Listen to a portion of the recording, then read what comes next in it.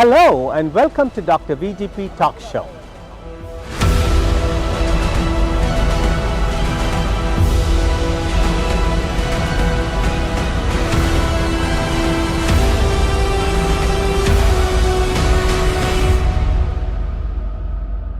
At Dr. VGP Talk Show that reaches 41 million households, including 8 million households in the United States, we speak so all of you can see and hear.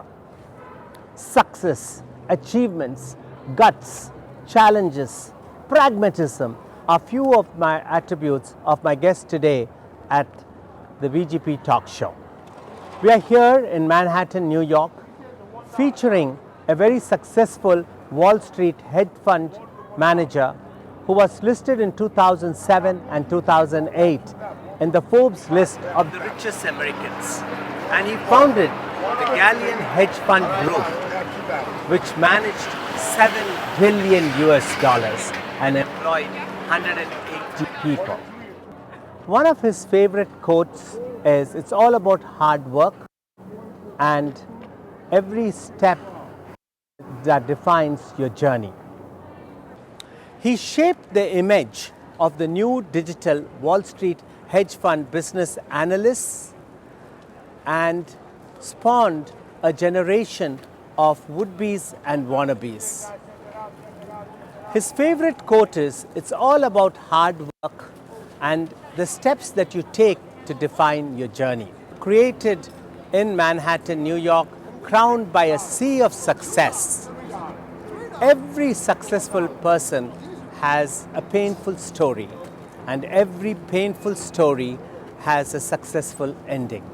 His recent book, Uneven Justice, is both a riveting page-turner and an eye-opening lesson on the vagaries of justice, where an unscrupulous prosecutor calls the shots.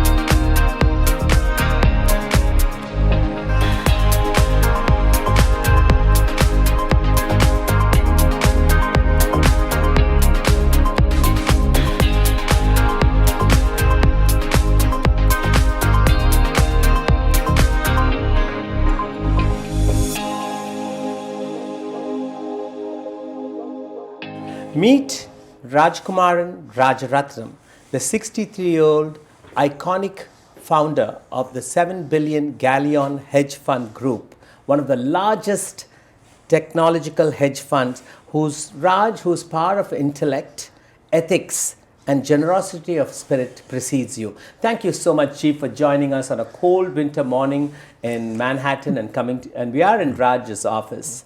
Raj's pedigree comes from a very educated family in Sri Lanka. His father, Mr. Rajaratnam, had his engineering degree those days in 1950s in Sri Lanka, went for his master's in England, and his mother, Rajeshwari, was also educated and a degree holder in Sri Lanka. Raj's father, Mr. Rajaratnam, was the president of the Singer Sewing Machine company for the whole Far East. At that time, every woman in India or Sri Lanka was so proud to possess a Singer Sewing Machine. I still remember the days my mother had it and all the aunts had it. And so you come from fine pedigree, Chief, and we're so happy to have you on our show today. Raj was born in Sri Lanka, educated in England, and has an MBA from the Wharton School of Management from the University of Pennsylvania. Raj, how were your growing up days? Well, it was magical. I had 2 brothers and 2 sisters. So we were a fairly large family, and we were a very close family. There was a lot of laughter at home. We spent the weekends going to the beach. We played games.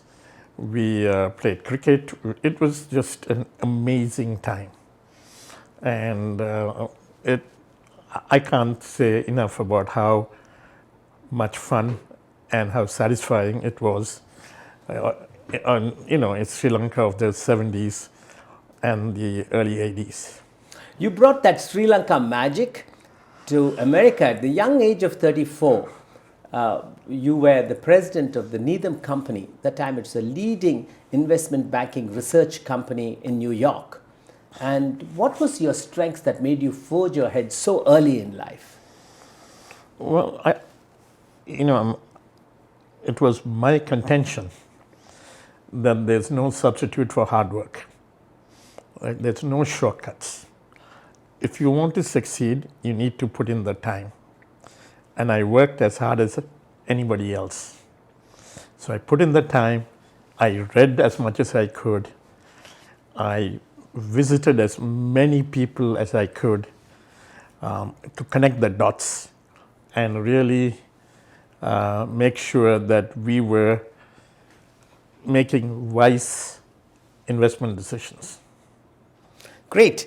And in October 2009, you experienced a life-transforming miscarriage of justice, I would like to call it, after successfully leading the Galleon hedge fund to a peak of $7 billion with a net annualized return of 22.3%. I don't think any Asian or South Asian has ever achieved such a feat, a phenomenal success. Tell us briefly how that system stacked up against you to stall your growth. I know this wonderful book you've written, Uneven Justice, details your whole trial and court trial and how the federal government and the agencies stacked up against you. Would you like to briefly tell us and our viewers what happened then? On that day in October, I got a knock on my door early morning, and I opened that door and they said, "Open up, it's the FBI." I was surprised because I've never run into an FBI in my apartment. So I opened up and they said, "You're under arrest." And I said, "What for?" And they said, "We'll let you know. Come with us." You have really explained it beautiful in chapter 1 of your book, My Personal Black Swan, October 16, 2009. You were on an exercise bike, biking. After reviewing the news, you get up at 4:30 a.m. and then you heard a long bang, loud bang, I should say, on your door. And the rest is history. Please go on, Raj, explain to us. Yeah, so I tried to understand what was going on. I went down to the FBI headquarters in downtown, and I realized that they were accusing Galleon of insider trading. And of all the things that we worried about, insider trading was the last thing on our mind. You know, we had put up amazing results over a period of time, 10, 12 years. And so it was a big shock. Mm-hmm. And when something like this happens to you out of left field, it's sort of, you have to reorient your thinking. So you have three things. You can either plead guilty. Number two, you can cooperate with the FBI and try to implicate somebody else, or you can fight. Now, I was not going to implicate others. I was not going to plead guilty for something I didn't do. Truth was on your side, so you decided to fight. Yeah, but you know, this truth is a nebulous thing, because the prosecutor narrative becomes the narrative of the newspapers. So we had to fight an uphill battle. You know, in the end result, we read that, you know, if you recall at the time, Obama had just become the president in 2009. Preet Bharara was hardly 2 or 3 months appointed as the district attorney for the Southern District of New York. And this happened in October 2009. It all was so quick. The 2007 and 2009, we were having the global financial crisis where it was all over, the Wall Street had failed. So I think they were trying to pin down somebody or something, and I think it was Bharara's quick fix method which created all these inaccuracies. In final judgment, they said only 0.01% of your total trading activities was alleged as insider trading. You know, the hedge fund there's a huge process which I think the people do not know. You have analysts, you do research on different funds, and you're doing the technology groups. Could you explain to our viewers what all it takes for a hedge fund management group, the business analytical wing? Because it's so important, and it's an irony that not one of the jury members on such a high-profile trial, which the media blasted up so much, even had an iota of trading experience. They never traded in their life. So they won't know when you're doing a research on a company versus you're doing analytics and how much work has gone in before you make a decision. Could you just briefly tell us the process? Yeah, I mean, it's a very painstaking work. Absolutely. You have to read a lot. Yes. You have to analyze. You have to listen to conference calls, and you have to connect the dots. So yeah, it requires a lot of work, and that's what we did every day. Try to connect the dots and come up with a mosaic of information that might help us make an informed decision. Yeah. Absolutely. Now, it's coincidentally some of the star witnesses, even like Anil Kumar was one of your classmates at Wharton. Could you tell us how that all played out? In the book, you have a whole chapter on Anil Kumar, which is very clearly explains what all he was forced to do. And like you said, you chose not to cooperate with the FBI and with attorney Preet Bharara, and you didn't want to implicate others. But those who chose to cooperate fabricated lies and judgments to make them look good, like the new Silk Route, like you've said in chapter 16, and the preceding chapter 15, which you talk about Anil Kumar. Would you like to throw some light on that, Raj? Yeah, when you are faced with a dislocation, you have to dig deep and decide how do you want to deal with it. For me, there was not a single moment where I was going to falsely implicate anybody. Absolutely. Not one moment. I wanted the truth to come out. Now, Anil Kumar, in my brother's trial, a few years later, said he made it all up. Absolutely. I did read that. I was coming to tell the viewers my brother was exonerated. So, now, the press, unfortunately, do not hold the prosecutors accountable. So the whole system is somewhat needs a lot of overhaul. Yeah. Do you think just because you were a colored man and a minority that you were set up with the wiretaps, which was done by another person, Rumi Khan from California, in the chapter 8, which you have detailed her role, it's very unfortunate how they took snippets of the conversation, not the preceding or the postlude of the conversation, to use it to their advantage. And so do you feel that you are unfairly set up, being a minority? No, I think what it is that there are people who will sell their soul to avoid jail. And Rumi Khan was one of them. Yeah, she herself was indicted and she was caught in fraud with Intel insider trading practices. She cut a deal with the FBI and she chose to give, they asked her to give anybody up and she chose to entrap you. I think it was mainly because you didn't get into her demands of hiring her back in your company. As Chapter 8, you have said that. She Right. tried to ask you her job back and you didn't give it to her. So in retaliation to that, she chose to single you out.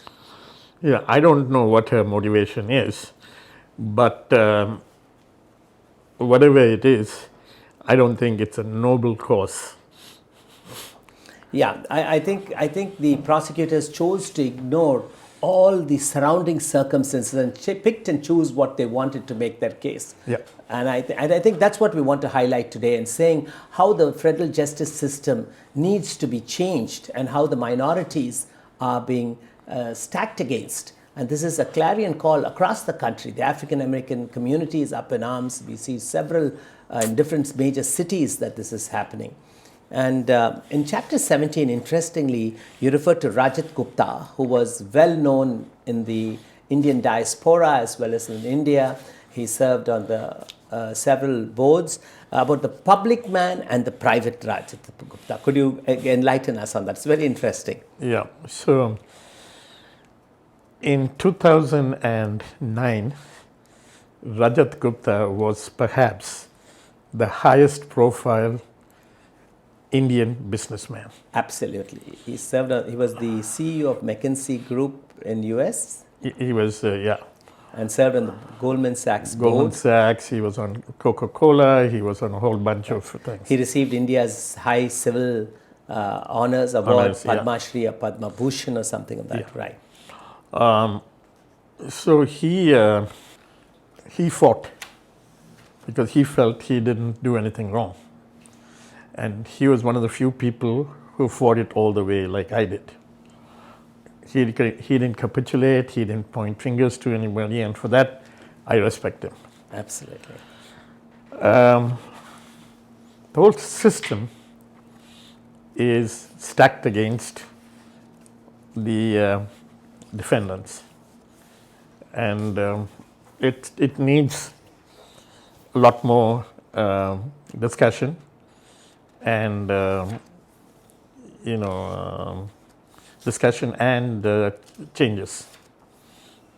You have, in your Chapter 17, you spelt out very clearly all your deliberations with Rajat Gupta in a very effective and lucid manner. It makes interesting reading. And then you talk about the trial.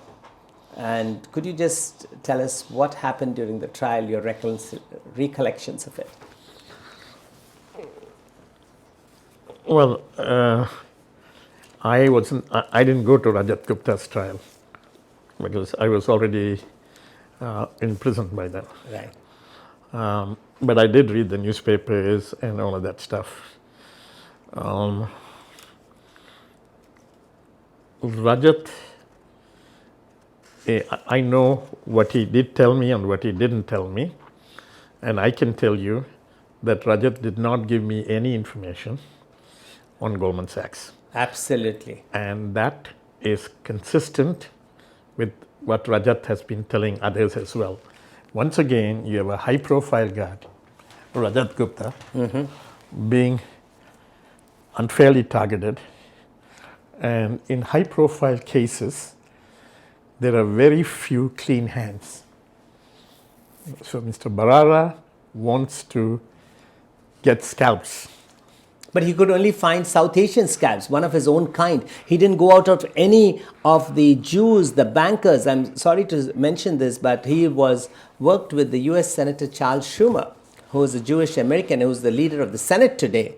And he was his chief counsel before joining the district attorney's office. Why did he single out his own kind?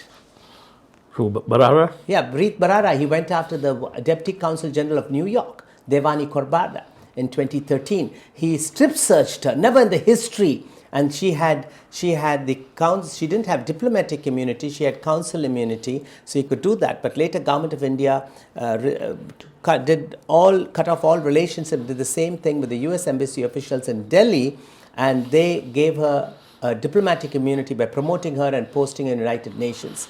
So something tells me this publicity hound district attorney, then Preet Bharara, was after his own kind for a race to get something bigger. He was in a quest for his own personal glorification to become perhaps the governor of the state or become a Supreme Court judge, because Obama was that time looking for a Supreme Court judge. I distinctly remember his name doing the rounds as one of the probables. But at what cost? Could he only find his own kind to go after? Why didn't he prosecute all the others who had several proven banking, misdemeanors? That's what our viewers are. When I said we're featuring you, that's the question they wanted to know. Why did this so-called Preet Bharara, Indian-born American, choose to prey on South Asian people who are successful in doing an honest job? Yeah, I can't begin to explain what was going through his mind.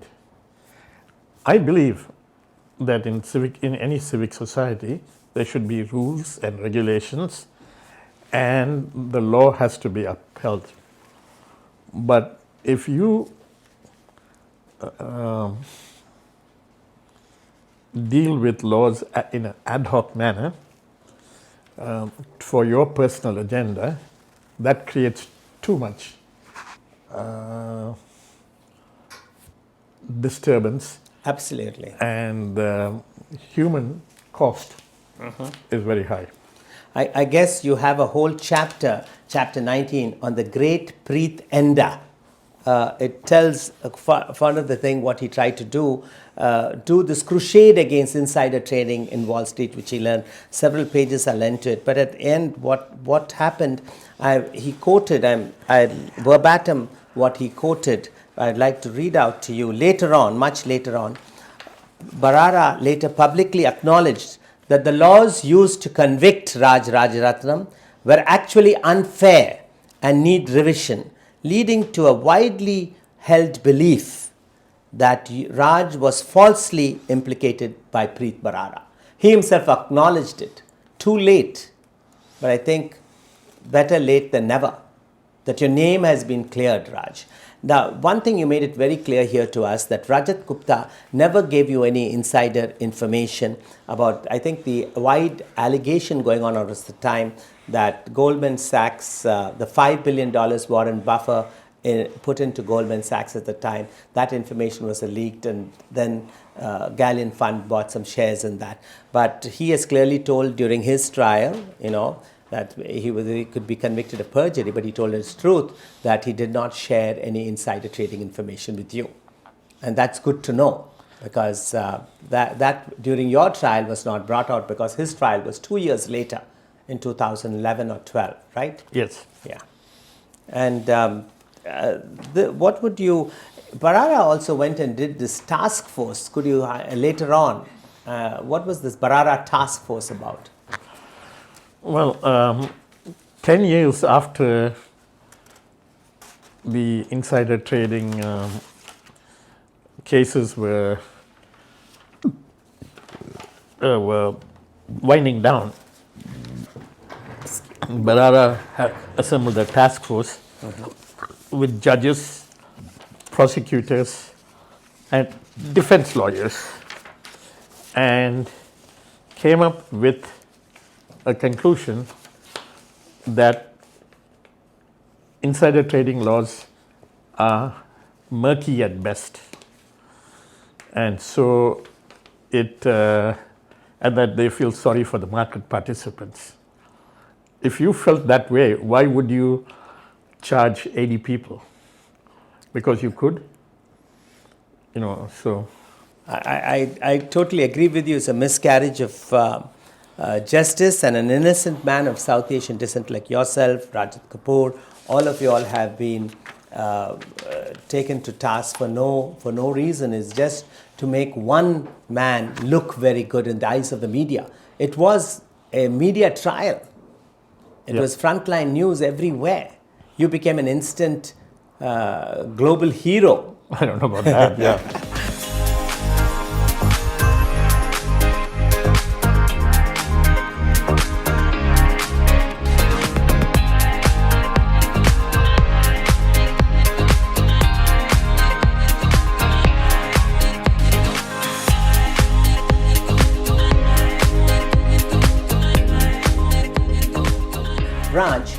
one part of the Dr. VGP Talk Show, which reaches 41 million viewers, including 11 million viewers across United States and the rest in India and other parts of the country, when we say we are featuring you, they send in called quick 10-pick questions.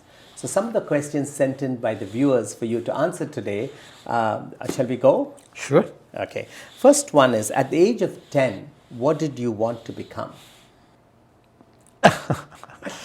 I wanted to Be a doctor? No, I wanted to be an engineer. Engineer, good. And I wanted to start my own business. Great. You had your father's entrepreneurial streak was with you. Yeah. A book that you treasure from your childhood. I was always impressed with this book on Veerapandiya Kattabomman, who refused to bow down to the British. Great. He was one of the great leaders in Leaders India, of Tamil Tamil leaders. Nadu, yes. Kattabomman, yes. Yeah. 3 words to describe you, Raj. Tenacious. Tenacious. Tenacious. Wow, what a tenacious Raj Kumar and Rajaratnam. Beautifully, very well said. I was waiting for the next 2 words. I thought it'll be ambitious, but tenacious. And you're still tenacious and going strong. That's what we love about you. One quality you wish you possessed. The ability to impact more people who are less fortunate. Great. I think that's one of your unfinished agendas, I think. Yep. The ability to impact more people who are less fortunate. There's several ways you can do that. 3 people you would love to have dinner with. I would love to have dinner with Nelson Mandela. Great. I would like to have dinner with Mahatma Gandhi. Gandhi, good. And Martin Luther King. what? Martin Luther King Jr. Yeah, Martin Luther King. Yeah, you can. Great. So 3 people you'd love to have dinner with is Nelson Mandela, Mahatma Gandhi, and Martin Luther King Jr. Great choice. One cause you would fight for, Raj. One cause you would fight for. Justice. Justice, great. The biggest lesson you have learned from life so far. If you are right, don't retreat. Very well said. If you are right, don't retreat. And during these challenging times, what does family and friends mean to you? It means everything. Great. It means everything, because without the support of your family, it's a very tough road to navigate. I think that's a very good message to all our viewers. Value your family utmost during these challenging COVID pandemic times. And like you said, you can repeat that sentence for our viewers, Chief. Without your family, you're very hard to cope with challenges and navigate forward. That's very important and integral part of our lives. The next question is, what title would you give your autobiography if you write one? End of part 1. End of part 1. Very well said. Where do you see yourself 5 years from now? Working with the underprivileged. Excellent. On that note, Raj, you've said very well that one of your unfinished lists on your bucket list is to reach out to have an impact on the populations that are less fortunate. And you're saying 5 years now you'll be still working for the unfortunate. Now you have done such philanthropic work. You have donated $5 million in 2004 to Sri Lanka tsunami time. You had given $3.5 million later to the Tamil TRO organization here for the rehabilitation work in Sri Lanka. You have worked with the Harlem Children's Fund. Tell us some more of what philanthropical contributions you have done, which we may not have known. I know you usually don't want to speak about it, but I want the viewers to know the other side. Here is the gentle giant man with a golden heart. Yeah, so, what we have done is to help people who are not so fortunate. For example, we were a major and are a major funder of the Harlem Children's Zone. We are a major funder. What does Harlem's Children's Zone do? Harlem Children's Zone is an organization that helps children study, provide after school activities, food, clothes, so on and so forth. We've done a whole bunch of charitable work. I mean, it's a lot, but I don't want to go through each of it. But we've identified certain sectors, and we're trying to keep focused on that. Great, great. Now, with your book released, Uneven Justice, what's your goal? What's next in this, your crusade to bring reform in the federal justice system? Yeah, you know, I'm not naive that things are going to change overnight. This is going to be a long, arduous, and challenging journey. But if people like me don't put one step in front of the other, then maybe the journey doesn't move on. So that's what I'd like to do. You very well said it. You're tenacious, tenacious, tenacious. And I think the journey has just begun to initiate a level playing field in the judicial system, to establish a fair system. And I think it's about time, Raj, that with the candid outrage at the way the judicial system are singling out minorities across America and treating them unfairly in the United States today, there's a clarion call for change. It's getting louder and louder. We see protests held everywhere from Minneapolis, in Atlanta, in New York. Rajaratnam, thank you for joining us. You're in the right direction. And with your book, Uneven Justice, outlining the various discrepancies in your case is the first step in that direction. And again, I would like to thank you for taking time and joining us, and we hope to have you back on the show later on to tell us how you're proceeding. We'd like to give our viewers your advice or your message to them before we conclude this Dr. VGP Talk Show featuring Rajaratnam. Dr. VJP, thank you so much. It's amazing. You're a great guy. And I'd love to come and speak with you again. Right. Thank you so much for joining us. And we want to tell you on behalf of the Global Eye Media and Dr. VGP Talk Show and the Global Strategic Alliance, we are here to get your word out from Capitol Hill, from San Francisco to New York, that there should be a federal system, justice system, which is fair. And thank you for leading that bugle call today. Thank you so much for joining us. Thank you.